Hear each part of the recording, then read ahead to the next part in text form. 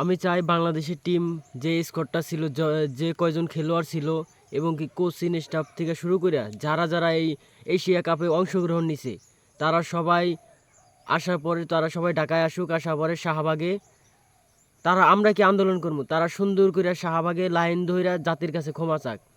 তারা ক্ষমার অযোগ্য, জাতির ইমোশন নিয়ে খেলা করে, লক্ষ লক্ষ কোটি কোটি টাকা তাদেরকে সরকার ইনভেস্ট করে, কিন্তু সেই মর্যাদা তারা দেয় না।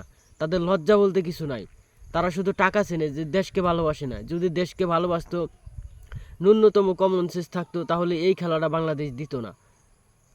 চিন্তা করা যায়, তাদেরকে 3 লাখ 4 লাখ 5 লাখ 6 লাখ টাকা করে এক একজনের বেতন, খেলোয়াড়গো বেতন 6 লাখ টাকা বেতন দেয়, 5 লাখ টাকা বেতন দেয়। তার বিনিময়ে ওরা কি দিল আমাদেরকে?